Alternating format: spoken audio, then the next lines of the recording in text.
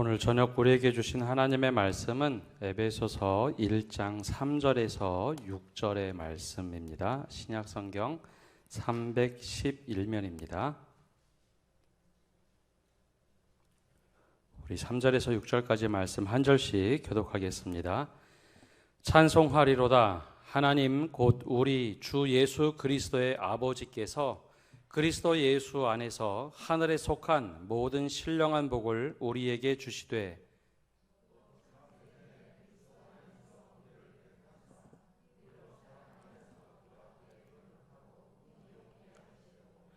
그 기쁘신 뜻대로 우리를 예정하사 예수 그리스도로 말미암아 자기의 아들들이 되게 하셨으니 이는 그가 사랑하는 자 안에서 우리에게 거저 주시는 바 그의 은혜의 영광을 찬송하게 하려는 것이라. 아멘. 오늘 이 밤에도 하나님의 은혜와 축복이 함께하기를 간절히 바랍니다. 오래전 사역하던 교회에 전도주일이 되면 성도들뿐만 아니라 이 목회자들도 한 사람씩 전도해야 했습니다. 목회자에게 이 전도라는 것이 쉽지가 않습니다. 대부분 성도들을 만나기 때문에 일반 성도 외에는 만나기가 참 어려워서 전도의 대상자들을 종종 누구를 전도해야 될까 1년 내내 고민을 하면서 전도를 하게 됩니다. 그러던 어느 날 성도님 한 분이 저 어르신을 전도했으면 좋겠는데 저 어르신이 전도하기 힘들다라고 얘기하면서 소개해 준 일이 있습니다. 그 어르신을 만나서 좀 대화를 하는데 그 어르신은 사회적으로 지위가 좀 높았던 분입니다. 흔히 어떤 사업가 회장이었습니다. 회장직을 역임하고 동네 혹은 지역 사회에서도 뭐 이사의 역할 혹은 뭐 단체 회장의 역할들을 많이 했던 분입니다. 대화를 한참 하는데 그분이 이런 얘기를 합니다. 내가 알고 있는 교회에 내가 알고 있는 친구들이 있는데 그 친구들이 장로고 집사예요. 내가 교회를 다니려면 성도부터 출발할 수 없습니다. 장로나 집사의 직분을 줘야지 내가 체면이 있지 어떻게 성도부터 출발하느냐라고 하면서 그 직분을 주면 다닐 수 있겠다. 그러고 보니 사회에서는 보통 어떤 기관에서 누군가를 초청해서 그 직을 맡기려면 혹은 그 회원으로 가입시키려면 어느 정도 덕망이 있는 사람들은 명예이사 혹은 어떤 직분을 주어서 그를 영입을 하죠. 아마 그분이 보시는 교회는 그러한 모습이라고 생각을 했던 것 같습니다. 지금 들어가서 장로까지 되려면 몇 년이 걸려요. 그거 못합니다 라고 막 웃으면서 거절했던 일이 떠올려집니다. 교회는 우리가 어떤 직책으로 다니는 것도 아니고 어떤 사회적인 지위 때문에 다니지도 않습니다. 오히려 교회에 오면은 그 모든 것들이 사라지고 주님 앞에서는 성도입니다. 그분이 아마 교회를 보면서 오해를 하셔도 단단히 하셨던 것 같습니다. 우리가 하나님의 자녀가 된다는 것, 성도가 된다는 것은 어떤 혈육이나 혹은 육정이나 혹은 어떤 직분으로 하나님의 자녀가 되지 않습니다. 사도 요한이 하나님의 자녀가 되는 이 권세가 과연 어떤 것인가 요한복음 1장 12절과 13절에 이렇게 이야기를 합니다. 영접하는 자 곧 그 이름을 믿는 자들에게는 하나님의 자녀가 되는 권세를 주셨으니 이는 혈통으로나 육정으로나 사람의 뜻으로 나지 아니하고 오직 하나님께로부터 난 자들이니라. 예수 그리스도를 영접하는 자들이 하나님의 자녀가 된다. 여기서 중요한 단어는 혈통으로나 육정으로나 사람의 뜻으로 나지 아니한다라는 겁니다. 우리가 종종 착각하는 거 있습니다. 우리 집안이 기독교 집안이면 모두가 그리스도인이 될 것이다 라는 겁니다. 근데 사도 요한도 분명하게 못을 박는 것은 혈통으로 되지 않는다는 것입니다. 유대인들은 그렇게 생각을 했습니다. 우리 아브라함 선조부터 쭉 혈통으로 이어져 온 선택받은 백성은 혈통으로 당연히 하나님의 자녀가 되겠지. 근데 사도 요한은 그것을 단호하게 거절을 합니다. 잘못됐다.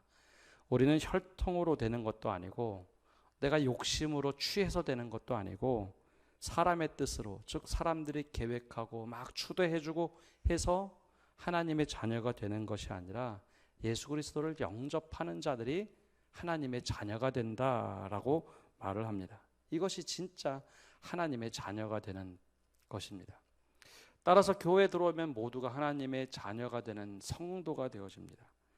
사도 바울은 하나님의 자녀가 되는 이 법칙을 조금 다르게 표현했는데요. 바로 그것이 그리스도 안에서, 즉 엔 크리스토스라는 말로 표현을 합니다. 예수님을 영접하다 혹은 예수님을 믿는다, 예수님 안에 거하는 삶, 이것이 바로 그리스도인이 되는, 하나님의 자녀가 되는 권세를 받는 길입니다. 이것이 교리적으로 우리가 예수 믿으면 구원받는다, 이것보다 훨씬 더 깊은 의미를 가지고 있습니다. 예수님 믿고 구원받는다라는 것은 마치 이례적인 사건으로 딱 끝나는 것 같습니다. 그거 한 번만 획득하면 돼. 근데 예수님 안에 거한다라는 것은, 그리스도 안에 거한다는 것은 이 동사지 명사 한 순간이 아닙니다. 끊임없이 거하려고 노력을 하고 하나님 안에, 주님 안에 거하는 그 삶을 살아갈 때 하나님께서는 우리를 하나님의 자녀로 인도하신다라고 말씀하고 있습니다. 오늘은 바로 그리스도 안에서라는 뜻을 과연 우리가 어떻게 이해를 해야 될까, 그 말씀을 함께 나누고자 합니다. 오늘 말씀 에베소서 1장 3절 말씀 함께 읽어보겠습니다. 1장 3절입니다. 찬송하리로다 하나님 곧 우리 주 예수 그리스도의 아버지께서 그리스도 안에서 하늘에 속한 모든 신령한 복을 우리에게 주시되. 아멘. 이 영어 성경과 이제 한글로 번역된 성경은 이 부사나 그런 것들을 우리가 이해하기 쉽게 번역하다 보니까 의미 전달이 잘 안 되는 것이 좀 있습니다. 오늘 말씀에서는 크게 주어가 하나님께서부터 먼저 나옵니다. 찬송하리로다, 우리가 하나님께 찬양하는데 그 이유는 하나님께서 우리에게 허락하신 세 가지 영역이 있다라고 말을 합니다. 헬라어에는 그렇게 되어 있습니다. 세 가지 안에 거해야 한다. 하나님께서 우리 안에 세 가지 안에 거할 영역을 주시는데 그 첫 번째가 그리스도 안에서입니다. 그리스도 안에서. 우리 주 하나님 곧 우리 주 예수 그리스도의 아버지께서, 아버지 하나님께서 우리를 어떻게 하시는가? 그리스도 안에 거하도록 하셨다라고 합니다. 엔 크리스토라는, 그리스도 안에서라는 뜻은 예수 밖에 있는 자가 아니라 예수 안에서 우리가 하나님의 자녀가 됐다라는 것을 말합니다. 당시 에베소 교인들을 대부분은 그리스도 밖에 있던 사람들입니다. 그리스도가 누군지도 모르고 하나님의 자녀로 살아가지 않던 사람들입니다. 근데 이제 예수님을 믿고 그리스도 안에 거해서 하나가 됐다라는 뜻입니다. 그리스도 안에서라는 것은 예수님이 내 안에 거하고 내가 그분 안에 거하는 삶, 내가 하나가 됐다라는 의미를 가지고 있습니다. 즉 하나님의 자녀가 돼서 하나님 앞에 살아가는 존재가 됐다라는 것이죠. 이게 엄청난 신분의 변화가 생겼다라는 것이 그리스도 안에서라는 뜻입니다. 근데 이 그리스도 안에서라는 것은 누구에게나 다 똑같긴 한데 각자의 의미가 다를 수 있습니다. 신앙생활 처음 한 사람이 그리스도 안에서라고 하는 것은 하나님이 주시는 은혜만 막 받아서 먹어도 됩니다. 그것만으로도 충분히 기뻐요. 근데 청소년기, 영적으로 청소년기 정도 되면은, 청년기 정도 되면 내가 그리스도 안에서 그냥 가만히 있지는 못하고 그 안에서 어떤 활동도 하고 내 스스로 어떤 노력도 하곤 합니다. 그러면서 그리스도 안에 거하는 기쁨도 누리고 즐거움도 누리게 됩니다. 처음에는 말씀의 꼴만 막 받아서 먹는 영아기가 있다면 청소년기나 청년기에는 내가 그리스도 안에서 마음껏 누리는 시간이 됩니다. 여기 대부분 앉아 계신 분들이 이제 자녀들이 있어서 결혼시키신 분들이 많은데요. 그 어머니의 어머니가 된 성인기 혹은 노년기가 될 때는 그리스도 안에서라는 개념이 노년기에는 좀 다릅니다. 누군가를 돌봐주고 품어주고 사람들을 세워가는 것, 그러면 그리스도 안에서라는 느낌이 정말 또 다르게 다가옵니다. 그리스도 안에서라는 것은 한순간에 그냥 확 바뀌는 그 의미를 얘기하는 것이 아니라 그 안에 꾸준하게 거하며 성장하는 신앙을 얘기합니다. 그래서 그리스도 안에 서라는 의미가 각자에게 다 다르게 다가와야 합니다. 처음에는 막 꿀만 먹고 은혜만 받고 살아가도 되지만 영적인 청년기가 되면 도전도 하고 그 안에서 노력도 해야 합니다. 노년기가 되면 또 장년기가 되면 누군가를 세워가는 기쁨이 있고 그리스도 안에서 한 사람 한 사람을 돌보는 기쁨이 있는 것.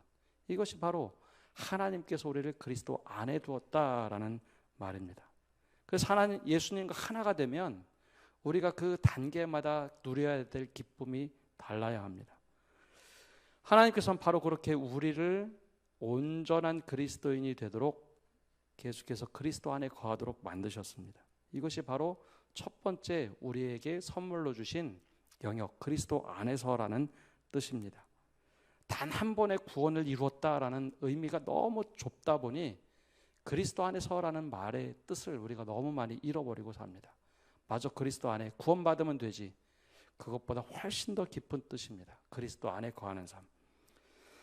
그럼 예수를 믿는 것은 복음을 받아들이고 초대에 응해서 그리스도 안에 거하는 것이라면 그것은 내 안에서 일어나는 사건이라면 두 번째 오늘 말씀에 나오는 영역은 두 번째 영역은 하늘에 속한 삶입니다. 내 안에서 예수 그리스도 안에서 거하는 삶은 내 개인적인 주관적인 일이라면 두 번째는 하늘에 속한 삶, 하늘에 속한 자라고 말을 할 수 있습니다. 즉 하나님의 나라라는 영역이 우리 안에 확 들어오는 겁니다. 헬라어로는 에프라이노이스라고 해서 하늘에 속한 삶이라고 말을 하는데요. 이것은 하늘의 복을 상속받은 자라는 뜻이 있습니다. 지난주에 말씀 전하면서 하나님 나라가 예수님이 오시면서 선포하시고 시작됐다라고 말씀드렸는데요.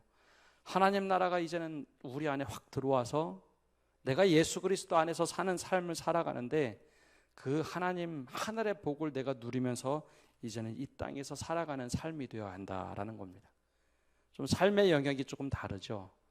그리스도 안에서는 나만 막 바라보고 살면 됩니다. 내가 어떻게 하면 예수님 안에 끊임없이 거할까? 나 중심으로만 살면 됩니다. 근데 하나님 나라라는 영역은 조금 다릅니다. 이웃이 있어요. 예수를 모르는 사람도 있습니다. 하나님 나라가 온전히 회복되지 않으면 그 속에는 잃어버린 영혼도 있습니다. 근데 그들과 함께 어울려 살면서 내가 하나님 하늘의 복이 나를 통해서 그들에게 내려가도록 우리가 하늘에 속한 삶을 살아야 된다라는 것입니다. 우리 믿음 생활하면 교회 와서 예배 열심히 드리고 또 기도 열심히 하고 신앙생활 잘하는 것만 신앙생활이라고 한정지어서 생각할 때가 많은데요. 오늘 말씀에 보면 하늘에 속한 사람이라고 얘기하죠. 하늘에 속한 삶. 그것은 모든 삶의 영역을 말합니다. 내가 하늘에 속해서 하나님께서 하늘에서 이루어진 것처럼 이 땅에서 하나님의 뜻이 이루어지도록 내가 그 속에 거하면서 살아가는 삶, 이것이 하늘에 속한 영역에 사는 삶입니다. 그래서 하늘에 속한 삶은 먼저는 예수 그리스도 안에 거하지 않으면 하늘에 속할 수가 없어요. 끊임없이 내가 예수님 안에 거하고 있는가 스스로 물어봐야 합니다. 내가 예수님 안에 거하는가? 예수님이라면 어떻게 하실까? 예수님이라면 지금 판단을 어떻게 하실까? 그 삶 속에서 하늘에 속한 삶은 조금 더 우리의 삶의 영역이 넓어집니다. 내가 가정에서, 직장에서 혹은 내가 속한 모든 곳에서 야, 하늘의 복이 어떻게 하면 축복이 나를 통해서 지금 이 땅에서 이루어질까? 바로 하나님께서는 우리에게 하늘에 속한 사람으로 만들어 주셨습니다. 여기 중요한 것은요, 이 땅을 밟고 하늘을 바라보며 살아가는 삶입니다. 하늘만 바라봐서 둥둥 떠다니는 사람이 아니라 이 땅을 밟고 오늘 살아가면서 하나님께서 하늘에 속한 사람으로 살아가라라고 우리를 그렇게 부르셨다라는 겁니다. 그래서 이 사도 바울은 그 하나님을 내가 찬양합니다. 그 하나님을 내가 찬양합니다 라고 말을 합니다. 세 번째 우리가 거해야 할 영역은 신령한 복에 거하라 라고 말을 합니다. 근데 이 신령한 복이다 라고 이 번역을 해놓아서 굉장히 신비적인 복 가운데 거하다 라고 우리가 오해하기 쉬운데요. 원래 이 원어로 보면 성령의 복을 받은 자라고 번역할 수 있습니다. 성령의 복 안에 거하는 사람. 그러니까 성령께서 내 안에 들어오셔서 끊임없이 예수 그리스도 안에 거하고 하늘에 속한 사람으로 살아가고, 끊임없이 성령께서 그 복을 내려주시고 내 안에 교통하시는 삶을 사는 겁니다. 성령 하면 우리가 불로만 이해를 합니다. 성령의 뜨거운 불의 혀처럼 임하는 그 바람, 그것만 생각하는데요. 성령은 파라클레이토스라고 해서 우리를 도와주시는 분입니다. 우리를 상담해 주시기도 하고, 때론 내가 정말 힘들 때 말할 수 없는 탄식으로 우리를 중보해 주시는 분이기도 하며, 때론 정말 어려운 일이 있으면 피할 길을 주시기도 하고, 능히 그 시험을 감당할 수 있도록 힘을 주시는 분이 성령입니다. 그러니까 성령 안에 거한다는 것은, 주님 내가 도저히 못하겠습니다, 나 이렇게 못 살아갈 텐데 말할 때 성령께서 내 안에 들어오셔서 예수님 안에 거하고 하늘에 속한 사람으로 살아가도록 끊임없이 인도해 주시는 삶을 살아가는 것, 그것이 바로 신령한 복 안에, 즉 성령 안에 거하는 삶입니다. 근데 여기 말씀을 잠깐 보면 우리가 교회에서 어렵다라고 말하는 삼위일체 하나님이 다 나오죠. 아버지 하나님께서 주어가 됩니다. 예수님이 직접 하신 것이 아니라 아버지 하나님께서 우리를 바로 예수 그리스도 안에 거하게 하시고, 또 하늘에 속한 사람으로 살아가게 하시고, 성령의 복으로, 신령한 복으로 살아가도록 우리에게 선물로 주셨다는 겁니다. 그 말의 뜻은 우리가 무엇인가 잘해서 얻은 것이 하나도 없다는 이야기입니다. 아까 처음에 말씀드린 것처럼 신앙생활 하는 사람들, 교인들을 볼 때 야, 저 직분을 가지려면 내가 어떻게 할까? 교회 다니면 저 직분 안 주면 나 못 다니겠다. 그것은 육에 속한 사람의 시선으로 보았기 때문입니다. 그래서 이것이 어떤 것인지 잘 모르고 하는 말입니다. 하나님께서 우리를 그렇게 인도해 주시고, 우리를 예수 그리스도 안에, 그리고 하늘에 속한 하나님 나라를 살아가는 사람으로, 성령에게 속한 사람으로 살아가도록 선물을 주셨다는 겁니다. 이것이 내가 하는 것이 아니라 하나님께서 그렇게 우리를 만드시고 인도하셨다라는 것이죠. 근데 여기서 중요한 것이 있습니다. 그럼 왜 우리를 이렇게 살라고 하실까요? 특별히 에베소라는 지역은 지난주에 말씀드린 것처럼 굉장히 화려한 도시입니다. 소아시아, 요즘으로 말하면 터키에서도 가장 큰 도시, 화려한 도시가 에베소였습니다. 세계 7대 불가사의라고 불리는 아데미 신전이 있는, 굉장히 큰 신전이 있는, 그렇게 거대한 종교도 있고요. 가장 큰 아시아의 항구였기 때문에 돈도 많았고 무역도 잘 되었고, 아시아 사람들은 유럽으로 넘어가려면 에베소에서 큰 범선을 타고 넘어가던 일이 많았습니다.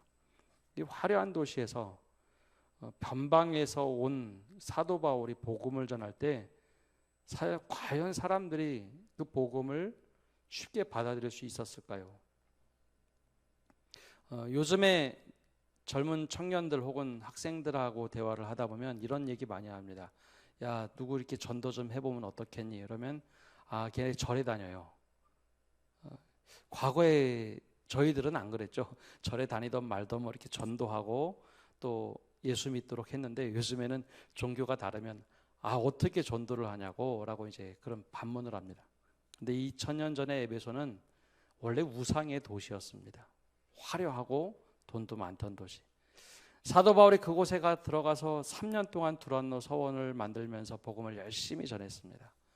그러면서 열매를 맺기 시작하며 교회가 세워졌죠. 그러면 과연 그 사람들에게는 예수님이 나를 위해서 죽으시고 부활하셨다, 단지 그런 의미 말고 또 어떤 의미가 강력하게 선포되었기에 그들이 하나님께서 우리를 그리스도 안에 거하게 하시고 하늘에 속한 사람으로 만드시고 또한 성령에 속한 사람으로 만드셨다라고 이야기했을까요? 분명한 목적이 있다는 겁니다. 하나님께서 그렇게 하신 이유가 4절에서 6절까지 나옵니다. 우리 4절에서 6절까지 함께 읽어보겠습니다.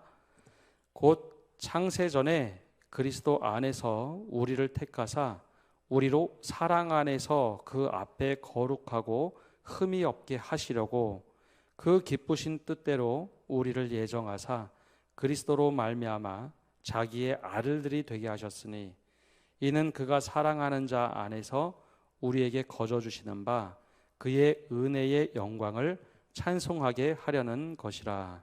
아멘. 하나님께서 우리를 그리스도 안에 거하고 하늘에 속한 사람으로 신령한 복으로 주 안에 거하도록 만드신 이유는 첫째, 거룩하고 흠이 없이 만들도록 하기 위해서 택하셨다라는 겁니다. 그게 4절의 이야기입니다.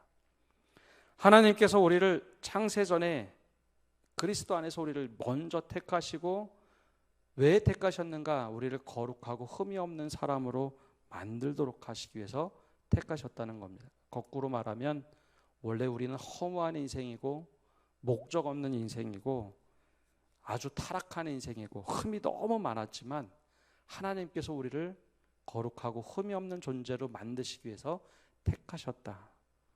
그게 에베소 교인들이 처음으로 받았던 충격입니다. 내가 저 우상을 믿고 살아가면 될 텐데, 근데 그것이 아니라 하나님께서 먼저 택하셨다는 겁니다. 치열하게 경쟁하고 오늘을 열심히 살아가는 현대인들과 똑같이 에베소도 그렇게 살았습니다. 빈부격차가 대단히 심했던 도시가 에베소였습니다. 그들에게 도전을 합니다. 세상을 창조하신 하나님이, 우주를 창조하신 하나님이 그 작고 작은 내 안에 들어오시겠다라고 하는 것이죠. 우주 속에서 인간은 티끌보다도 더 작은 존재입니다. 근데 그 작고 작은 존재에게 찾아와서 속삭이기 시작합니다. 야, 내가 세상을 만들기 전에 먼저 너를 택해 놨어. 그것이 목적입니다. 내가 너를 택해서 이제는 목적 없는 존재가 아니라 목적을 만드는데 거룩하고 흠이 없는 존재로 내가 만들겠다라는 것이 하나님께서 바로 그리스도 안에 거하고 성령 안에 거하고 하나님 나라를 살아가도록 만드신 첫 번째 목적입니다. 태초부터 그러면 어떤 시선을 우리에게 보이셨을까요? 창세전부터라고 일부러 얘기한 것은 창조주 하나님이라는 겁니다. 창조주 하나님이 우리를 지켜보시는데 노심초사하고 지켜봤던 겁니다. 아마 기독교인, 그리스도인 가정에서 태어나신 분들은 잘 모르시겠지만 원래 나중에 신앙생활 하신 분들 곰곰이 생각해 보시면 하나님이 끊임없이 우리를 살펴보셨습니다. 언제 우리의 삶에 개입해야 이 사람이 예수를 나를 알 수 있을까? 창세전부터 미리 택해 놓으시고 끊임없이 바라보시다가 우리 인생에 훅 하고 개입하셔서 들어오시면서 이제는 말씀하십니다. 흠이 없고 거룩한 자가 되라. 근데 여기서 우리가 오해하면 안 됩니다. 흠이 없고 거룩하다라는 뜻이 과연 완벽한 인생을 살라라는 것일까요? 죄 짓지도 말고 그리고 흠도 전혀 없고 바로 거룩하기만 한 그런 인생을 살라라는 것일까요? 근데 이 표현은 구약 성경에서 자주 쓰던 표현인데요. 거룩하고 흠이 없다라는 것은 제사장을 지칭할 때 늘 쓰는 말입니다. 제사장을 얘기할 때 제사를 드리기 전에 거룩하고 흠이 없이 정결례를 해라. 그 무슨 말일까요? 거룩하고 흠이 없는 사람이 되라라는 것은 하나님께 예배하는 자가 되라라는 겁니다. 나하고 관계가 완전히 끊겨 있었으나 이제는 하나님께서 태초부터 미리 택하셔서 이제는 우리가 제사장이 되어서 하나님께 예배하는 소통하는 자가 되어라. 바로 그것이 하나님께서 우리를 목적해서 부르신 이유입니다. 우리가 주님 안에 거하는 이유, 그리고 하늘나라를 살아가는 이유, 그리고 또한 성령 안에 거하는 것은 하나님과 예배하며 소통하는 사람이 되라라고 하는 목적이 있습니다. 이 목적이 사라지면 우리가 신앙생활 반쯤 잃어버린 겁니다. 아니 어쩌면 전체를 잃어버렸는지도 모르겠습니다. 우리가 하나님께서 그 방법은 사랑 안에서입니다. 사랑 안에서. 너무 흠도 많고 너무 죄도 많아서 어쩔 줄을 몰라 하는데 그를 하나님께서 택하셔서 거룩하고 흠이 없는 존재로 만드시고 이제 나하고 예배하고 소통하자. 그것이 첫 번째 목적입니다. 그래서 우리가 예배하는 것은 우리가 하나님께 당연히 드려야 될 반응이라는 겁니다. 두 번째는 5절의 말씀처럼 하나님께서 우리를 이미 예정해 놓으셔서 자기의 아들들이 되게 하셨다라는 겁니다. 여기에는 이제 조금 의미들을 좀 정확하게 이해를 해야 되는데요. 예정하셨다라는 말은 운명론이 아닙니다. 이게 우리말이 아니고 원어를 번역해서 우리가 읽다 보니까 말이 참 어렵습니다. 예정하다라는 말은 운명론이 아닙니다. 운명론하고 예정론의 큰 차이가 뭐냐면 운명론은요, 내가 어떻게 하든지 상관없이 그렇게 되는 것이 운명론입니다. 만약 하나님께서 우리를 운명론으로 우리를 운명으로 그리스도 안에서 자기 아들들이 되게 하셨다고 하면 내가 개망난이로 살아도 상관없습니다. 정말 하나님 없이 살아가도 전혀 상관없습니다. 내 운명이 하나님의 자녀가 될 거니까. 하나님의 상속받을 수 있는 존재가 됐으니까 내 마음대로 살아가도 됩니다. 근데 운명론이 아니라 예정론입니다. 예정론이라는 것은 하나님께서 주권과 인격을 다 가지고 계시고 미리 예정해 놨다는 겁니다. 근데 예정은 언제 깨질까요? 하나님이 바뀌면 깨질 수 있습니다. 그런데 하나님이 바뀌는 경우는 없겠죠. 만약에 그 예정이 우리가 거부한다면 어떻게 될까요? 그 예정은 깨지는 겁니다. 하나님께서 다 예정해 놓고 우리를 하나님의 아들들이 되도록 하신다라는 것은 회복한다라는 의미입니다. 원래 우리가 하나님의 자녀로 다 지음받은 존재고 창조물인데 죄가 들어와서 다 깨져버렸습니다. 산산이 깨져버렸어요. 그래서 하나님께서 미리 우리를 너무너무 기뻐하시며 다 준비해 놓으셨어요. 예정 다 해놓으시고 이제는 우리가 예수 그리스도 안에서 예수 그리스도를 통해서 아들들이 되도록 자녀가 되도록 다 해놓으셨는데 만약에 그것을 우리가 거절한다면 예정은 이루어지지 않는 겁니다. 예수님께서 이거를 어떻게 빗대어서 말씀하셨는가 하면 마태복음 12장 말씀에 성령에 대한 이야기를 하십니다. 뭐라고 말씀하시는가 하면 그러므로 내가 너희에게 이르노니 사람에 대한 모든 죄와 모독은 사하심을 얻되 성령을 모독하는 것은 사하심을 얻지 못하겠고 또 누구든지 말로 인자를 거역하면 사하심을 얻되 누구든지 말로 성령을 거역하면 이 세상과 오는 세상에서도 사하심을 얻지 못하리라. 성령에 대해서 거절하거나 거역하면 그럼 아까 말씀하신 그 말씀과 고스란히 연결이 됩니다. 하나님께서 우리에게 선물로 주셨어요. 예수 안에 거하라. 하늘에 속한 사람으로 살아라. 신령한 복 안에 거하며 살아라. 근데 그 중에 성령이 교통하면서 내 주 안에 들어와 있는 성령을 내가 거절하면, 즉 예수를 거절하거나 하나님의 뜻을 의도적으로 거절하거나 반대하면 이것은 바로 성령을 거역한다라는 겁니다. 그럼 그 예정은 깨지는 겁니다. 하나님은 우리를 기계적으로 운명론으로 만들지 않으셨어요. 예수만 믿으면 돼. 삶은 내 마음대로. 성령과 대치되는 매번 성령의 근심 속에 살면서 하나님의 뜻과 반대되는 일을 한다. 그러면 그 예정은 이루어질 수 없다라는 겁니다. 그러나 하나님께서 기본적으로 원하신 것은 하나님이 너무 기뻐하시면서 우리를 미리 예정해 놓으셨다는 겁니다. 예수 그리스도를 통해서 하나님의 아들들로 회복하도록 그렇게 미리 다 계획해 놓으시고 우리를 예정해 놓으셨다.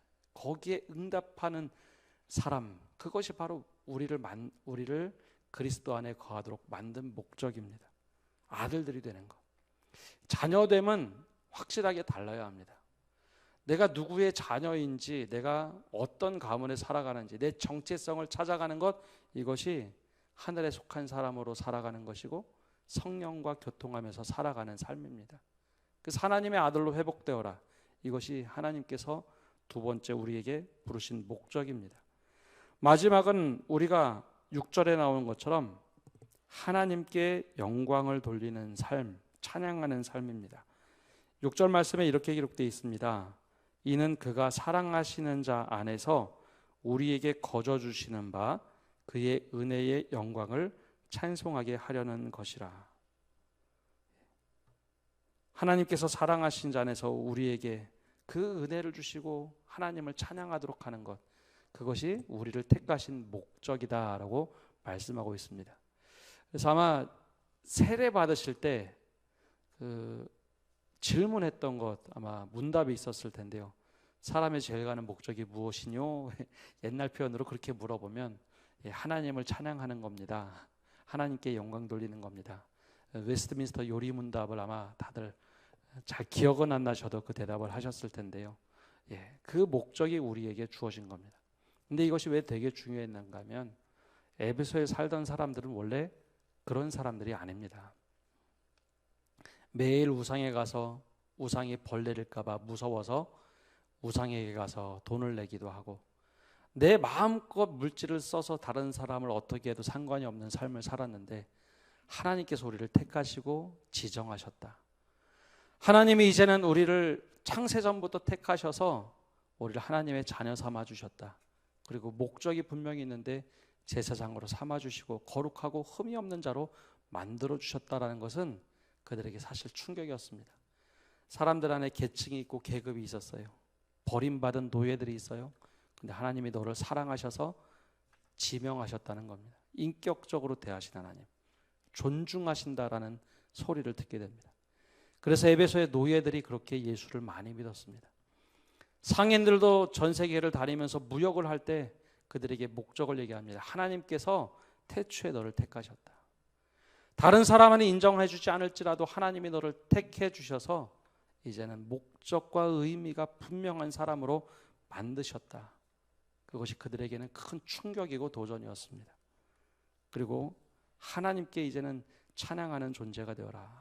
아주 작은 너희를 택했으니 하나님을 찬양하는 존재가 되어라.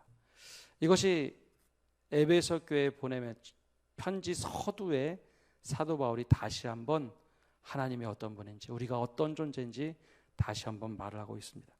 그래서 오늘 말씀 우리가 읽지는 않았지만 7절에 이런 말씀을 하는 겁니다. 우리는 그리스도 안에서 그의 은혜의 풍성함을 따라 그의 피로 말미암아 속량 곧 죄사함을 받았느니라. 이것이 다른 앞에 4절과 6절의 그 결론입니다. 마저 우리는 하나님께서 은혜 주시고 예수 그리스도의 그 피로 말미암아 속량 곧 죄사함을 받아서 우리는 하나님의 자녀가 되고 하나님의 속한 사람이 되었다라는 것이죠. 오늘 우리도 마찬가지입니다. 우리의 인생의 목적이 어디를 향하고 있을까요? 우리의 인생의 목적이 내가 계획해 놓은 것, 내가 준비해 놓은 것을 향해서 달려가고 있다면 하나님께서는 오늘 우리에게 말씀하실 겁니다. 야, 그것보다 더 중요한 것, 그리스도 안에 한번 거해보렴. 그리고 하늘나라의 삶을 오늘도 매일매일 살아가라고 말씀하실 겁니다. 그리고 내가 살아가는 모습을 통해서 하나님께 영광을 돌릴 때 내 주변에 있는 사람들이 하나님이 우리 안에 살아계심을 보고 누군가에게 도전을 받게 하시고 그 은혜의 초대로 들어올 수 있도록 우리의 삶을 붙잡으시고 오늘도 인도해 주십니다. 바로 이 은혜를 가지고 살아가시는 성도 여러분 되시기를 간절히 바랍니다. 우리 함께 기도하겠습니다. 하나님, 오늘도 저희가 그리스도 안에서 살아가는 자들이 될 수 있도록 축복하여 주시옵소서. 단 한 번 구원받았다고 이제는 됐다라고 안심하고 사는 사람이 아니라 하늘에 속한 사람으로 하나님 나라를 오늘도 치열하게 살아가는 저희들이 되게 하시고 성령이 끊임없이 내 안에 교통하시며 오늘도 하나님의 근심이 아니라 하나님이 기뻐하시는 삶을 살도록 은혜 내려 주시옵소서. 또한 우리의 삶의 목적이 나만을 위한 삶이 아니라 주님 안에서 새롭게 발견하여 주님께서 원하시는 하나님을 찬양하는 삶이 되게 하시고 하나님 앞에서 거룩하고 흠이 없는 제사장의 삶을 살게 하시고 하나님이 기뻐하시는 삶을 살도록, 또 하나님의 자녀된 삶을 마음껏 누리며 살아갈 수 있도록 우리의 정체성을 바르게 찾게 하여 주시옵소서. 늘 주님께서 함께 하심을 구하며 예수님의 이름으로 기도합니다. 아멘.